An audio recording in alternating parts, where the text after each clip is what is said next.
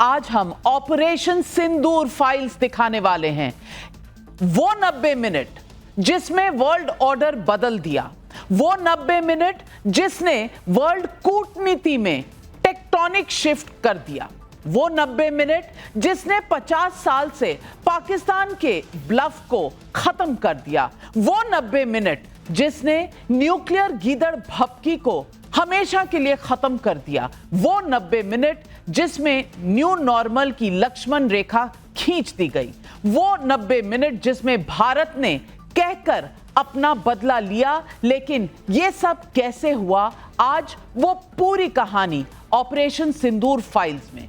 Operation सिंदूर में पाकिस्तान की तबाही की एक एक तस्वीर और खबर आप तक मैं पहुंचा चुकी हूं, लेकिन इतना सटीक और इतने स्पष्ट उद्देश्यों वाला ऑपरेशन सिंदूर सफल कैसे हुआ, आज मैं आपको बताने जा रही हूं। सवाल पब्लिक का में मैं आज इस एक्सक्लूसिव इनसाइड स्टोरी का खुलासा आपके सामने करने जा रही हूं। मैं उन 90 मिनटों की हिसाब देने जा रही हूं जहां पाकिस्तान के एयरबेस भारत के वायु प्रहार के आगे घुटने टेकने पर मजबूर हो गए। मैं बताने जा रही हूं कि कैसे भारत की तीनों सेनाओं के चक्रव्यूह में फंसकर पाकिस्तान के पास नाक रगड़ने के अलावा कोई और विकल्प तक नहीं बचा था। मैं बताने जा रही हूं कि कैसे भारत की रणनीतियों के आगे ना सिर्फ पाकिस्तान बल्कि चीन और अमेरिका जैसी शक्तियां भी हैरान रह गई। मैं बताने जा रही हूं कि प्रधानमंत्री के निर्देशों पर कैसे एक बारीकियों के साथ आतंकवाद और आतंकवाद के शय देने वाले पाकिस्तान के खिलाफ दुनिया का सबसे बड़ा एंटी टेरर ऑपरेशन 100% कामयाब हुआ। यह है ऑपरेशन सिंदूर फाइल्स, वो 90।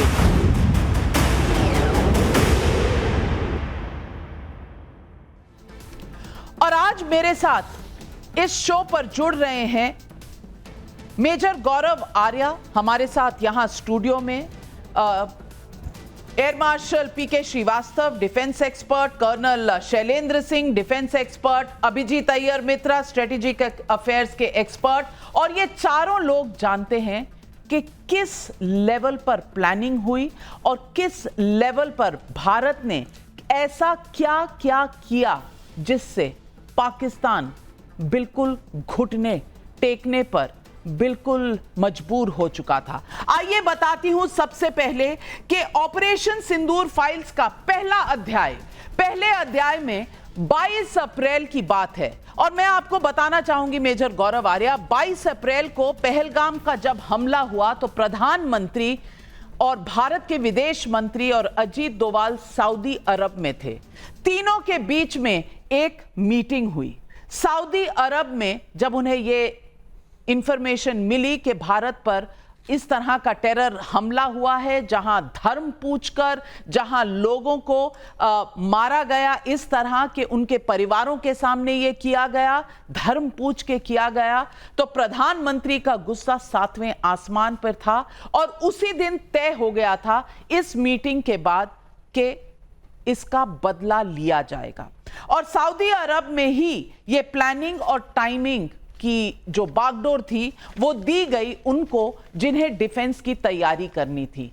तो 22 अप्रैल को तैयारी शुरू हो चुकी थी और उसके बाद 23 अप्रैल जब यहां लैंड किए प्रधानमंत्री, और वो तस्वीरें आपको याद होंगी, प्रधानमंत्री अपने एयरक्राफ्ट से उतरे और उतरने के बाद फॉरेन सेक्रेटरी उनसे मिले, एनएसए डोभाल जो प्लेन में उनके साथ आए थे उतरे थे और उन्हें बुलाया गया, गाड़ी में मत जाओ इधर आओ।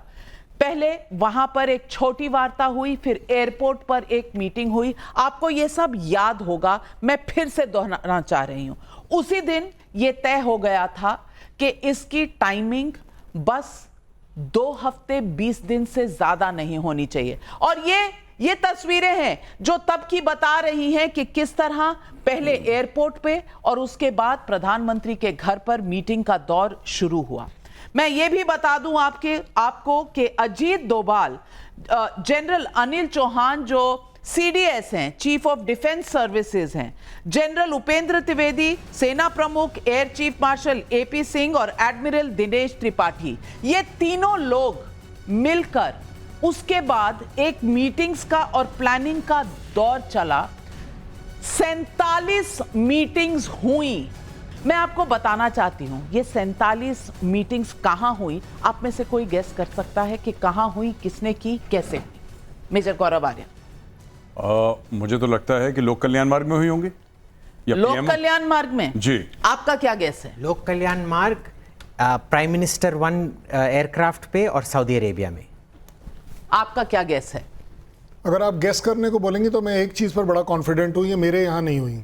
ज्यादा बड़ी बात देखिए, ये बातें जब सीक्रेट होती हैं तो उसका पार्ट में सिर्फ आपसे ये बता सकता हूँ कि मेरे यहाँ नहीं हुई और मैंने नहीं कराई। अच्छा, इनकी बात तो सही है ही है, लेकिन एक बात है, ये लोक कल्याण मार्ग पे ही हुई होगी।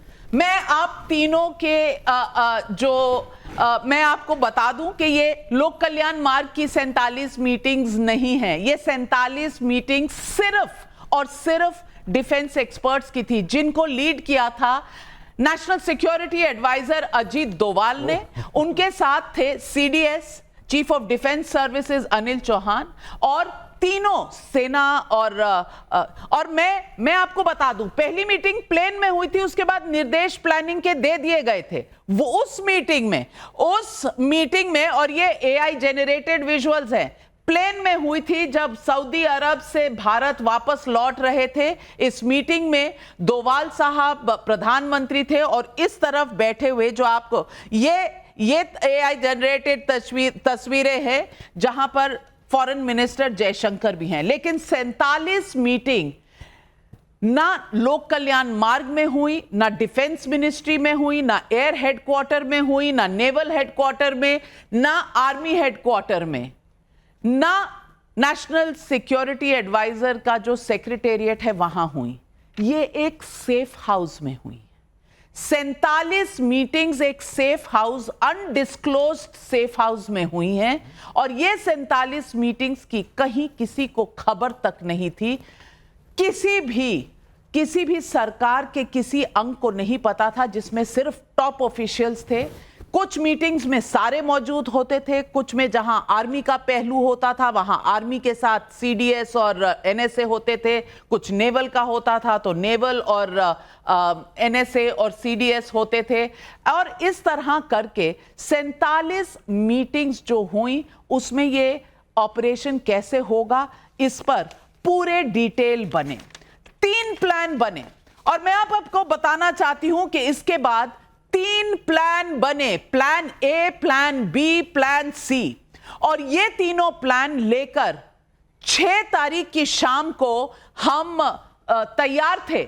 हमारे सारे जो डिफेंस सर्विसेज के विशेषज्ञ हैं, तीनों service chief of defence services और अजीत डोवाल, तीनों प्लान लेकर, बीच बीच में जो लोक कल्याण मार्ग पे मीटिंग होती थी, प्रधानमंत्री की ब्रीफिंग होती थी, वो अलग है। लेकिन प्लानिंग की जो 47 मीटिंग हुई, ये plan A, plan B, plan C, ये तीनों प्रधानमंत्री को दिखाए गए, बताए गए, और उसके बाद जब तैयारी हो गई तो 6 तारीख की शाम को ये तय हुआ कि आज टेरर कैंप्स को स्ट्राइक होगा। आप याद करिए उस रात को, और उस रात को नई दिल्ली में रायसीना हिल में कोई भी नहीं सोया, कोई भी नहीं सोया। और ये plan A, plan B, plan C के असेसमेंट के पैरामीटर्स तय किए गए। और पैरामीटर्स क्या थे, मैं वो भी आपको दिखाना चाहती हूं। पैरामीटर्स थे कि सक्सेस रेट क्या होगा किसी भी प्लान का, 0 से 5 के स्केल पर ये बना, और ये 0 से 5 के स्केल में उसका सक्सेस रेट तय करना था। अपने हथियार और उनकी रेंज क्या है, इसके कैलकुलेशन के बीच में बना, क्योंकि हमें एलओसी क्रॉस नहीं करना था। उनके हथियार और उनकी रेंज और उनकी तैयारी क्या है, यानी कि पाकिस्तान की, उस पर भी बहुत दारोमदार था, वो भी देखा गया। और इंटरसेप्शन का चांस किसमें सबसे कम है, उस हिसाब से प्लान बनाए गए और रेट किए गए। ये अगर आप देखें तो ए, बी, सी पर ये 4 ये 4 फैक्टर्स के हिसाब से ABC में चॉइस हुए। बने तो 10 प्लान, लेकिन तीन सिलेक्ट हुए कि इन तीनों में से एक प्लान ए हमारा फाइनल प्लान था। शाम को 6 तारीख को यह तय हो गया कि प्लान ए के साथ जाएंगे और लगभग मिडनाइट के बाद जाएंगे। ये बस मुट्ठी भर लोगों को पता था कि ऑर्डर दिया जाएगा, किसी को पूरी पिक्चर नहीं पता थी कि क्या ऑर्डर जब जाएगा तो क्या होना है। ये अलग अलग तरीके से बताया गया था ताकि इंफॉर्मेशन लीक ना हो। प्लान ए के तहत स्ट्राइक की जानी थी, यह भी तय हो चुका था। 1:05 पर स्ट्राइक हुआ, ये हमें पता है क्योंकि ये समय सरकार ने ट्वीट किया था ADGPI में। 11:10 पर प्लान ए छोड़ा गया और प्लान बी पर जाया गया। बहुत बड़ी बात मैं बता रही हूं, प्लान ए छोड़कर प्लान बी सिलेक्ट किया गया और 2 घंटे पहले जब यह हुआ, यह चेंज इसलिए हुआ क्योंकि इंटरसेप्शन का रिस्क प्लान ए में कुछ हद तक बढ़ा था और हमारी इंटेलिजेंस इतनी सटीक थी कि हमने उस प्लान को छोड़ा क्योंकि जो 4 फैक्टर्स थे जिस पे रेटिंग होनी थी उसमें वो प्लान ए को रोक दिया, उसको रोक दिया और प्लान बी पर गए क्योंकि वहां रेटिंग ज्यादा हो गई, इंटरसेप्शन का चांस कम हुआ।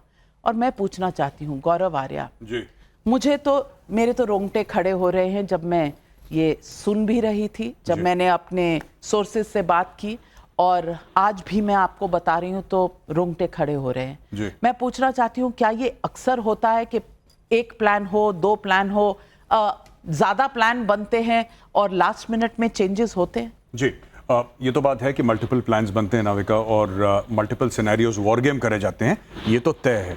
बड़ी इंटरेस्टिंग आपने बात बताई कि ये लोक कल्याण मार्ग में मीटिंग नहीं हुई और मुझे बाद में रियलाइज हुआ कि क्यों ये लॉजिकल है, because it was being led by a spy.